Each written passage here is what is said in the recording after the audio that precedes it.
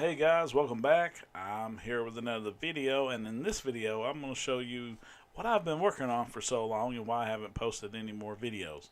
Um, right now, at this point of the school year, I've been trying to create homework practice and class practice for my students. And to do this, I've been using Moodle. Now, if you remember, last year I was using Moodle as well. Last year I was using Moodle 2.6, I believe. And this year, this school year, I'm using Moodle 3.5, a much newer and updated version of Moodle. I think the exact version that's up to date now is like Moodle 3.5.2. So, yeah. Anyway, let me just show you what I've been working on. I needed a way for my students to get some extra practice at just chemistry in general, but here lately we've been, this week been doing electron configuration. So I figured Moodle would be great for extra practice, of course. So let's look at what I've created here. Let's look at 10.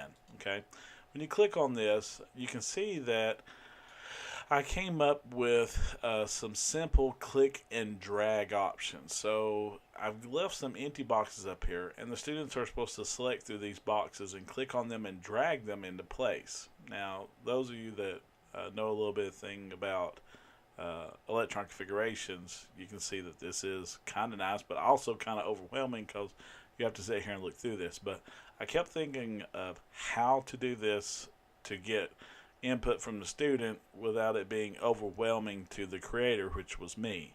So this is what I came up with, because I thought about maybe if I did it where they could type it in, I felt like it would become very jumbled and distorted. So I figured the click and drag was the best option. And this is exactly what these symbols stand for in Moodle, is click and drag. So you can go through here and you can just drag on click on and drag to the empty box that you need to fill in.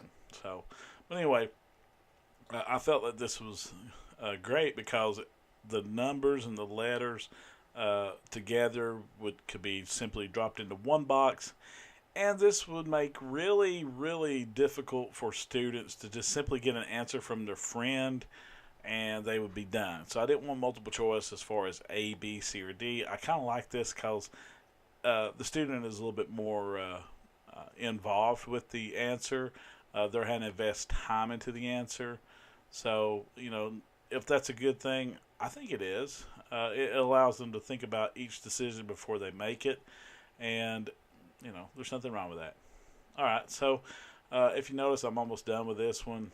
Of course, I am the teacher, so I could actually just click fill in the correct responses and it would do this for me. But all right, so 4P6, and I believe after 4P6 we need 5S2, and then we need after 5, where's that at? Yeah, 5S2.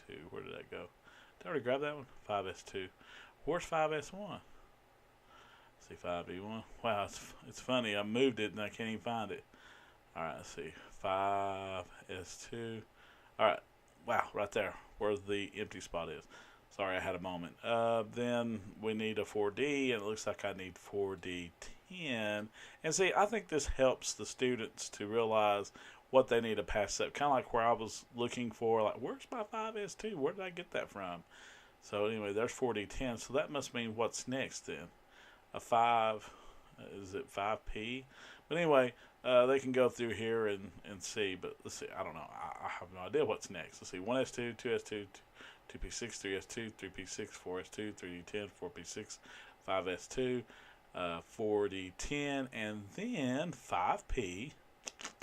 And I don't know which one 10 is, so I have to actually look at the periodic table. 10 is the, where is 10SN? Right here. It's the first, it's the second one right there. So, let's go ahead and select the second one. Sorry about that.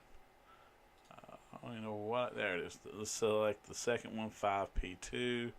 There it is. And then if you want to just check yourself as the teacher, you can click Submit and Finish. And then whichever ones you're right on, Moodle will put a check mark by. So Moodle does show you that, which ones you've got right. But you can also tell it to not show you the answers if you got them right or not. Like if you don't want the students knowing from one class to the next if they got problems right, say on a test or a quiz. But on classwork, I like them to see what they've gotten right, what they've gotten wrong. So, anyway, there's that. But and you can also see the answer. Now, you're the teacher, so you get to see this. And the students only get to see this if you allow them to see it. So, but anyway, now if you notice, this is a lot of stuff to actually come up with. So let me show you. Okay, let me click start again. That way you can see how the fill in the responses work. All you got to do is click on that button, and it will plug the answers in for you if you're the teacher or the creator. That way you know you've got it right. So, but anyway, there's that. But let me show you what all is involved in this. Now, when you click on this, at first, you're just going to have a little bit of information given to you, okay? So you write out the question. Like here I wrote down, write the electron configuration of 10. So if you notice, I've got all these numbers inside these brackets. Well, that's where this comes in interesting. So when you create a new question, if you choose that you want it to be drag and drop text, then this is what happens. Now notice on my exponents I had to come up with a little bit of coding right here, okay, for the subscript. Nothing too fancy, but there it is, okay. Most of this you can find on Google, just doing a Google search or a Yahoo search or whatever provider you like searching, but usually they only give you like 5 answers. So if you want to keep adding more and more like I've done here, you have to go back down to the very bottom.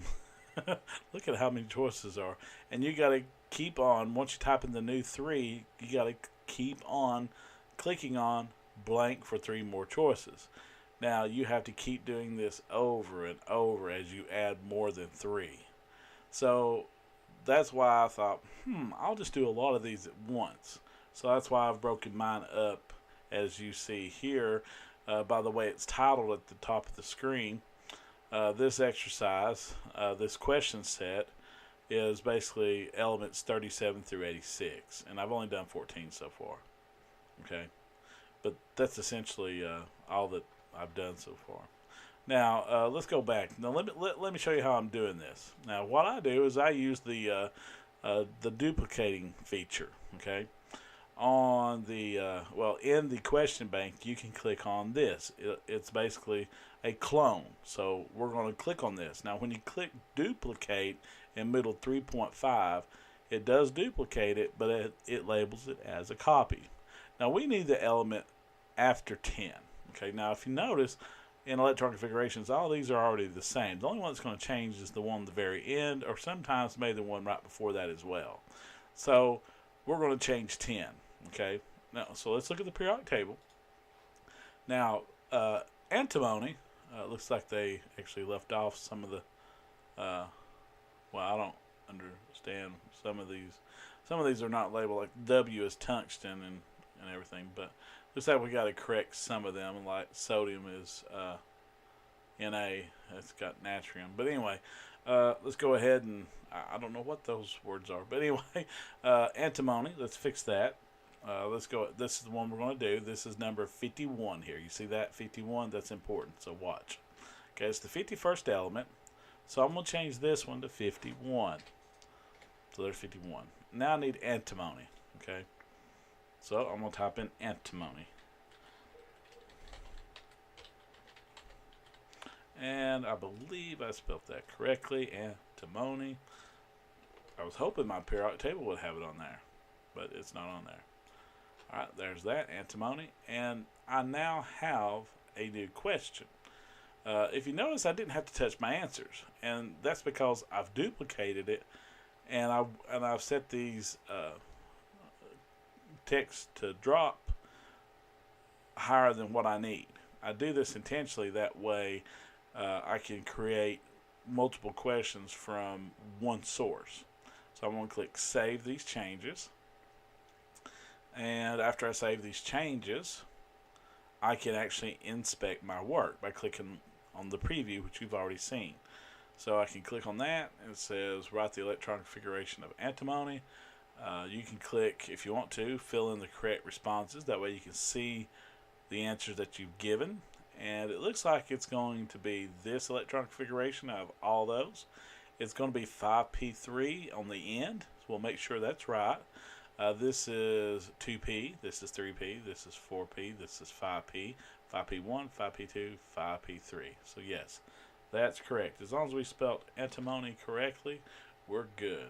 So, all right. But I mean, this is what I've been doing, and if you are wondering if there are other different types of questions out there in Moodle, yes, this is just something that if you were curious, if you needed this as far as in your class teaching, or if you would like, for your site and everything, how I did this and everything, I could send you maybe one of my questions. If you probably would want one of the later questions. That way, I've done most of the setup for you, and I could probably try to send you the question. That way, you've got it.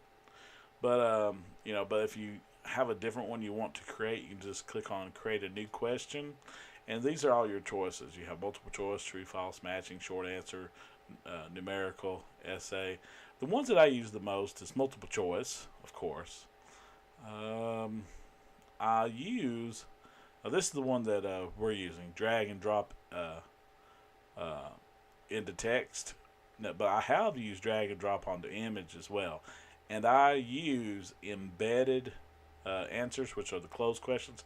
I use those a lot. So my top three would be the embedded close, the drag and drop into text, and multiple choice. Those are the ones that I use the most. So anyway, guys, I'm sorry that I didn't work out any problems in this video, but I thought maybe this would interest some Moodle creators out there, teachers that actually use Moodle in their classroom. So, but if you teach chemistry and you would like some of these, just message me on here, and I will do my best to try to get you the questions and stuff. At least get you one of the copies. That way you can make your own. All right, guys. I hope this was helpful. Y'all have a great day.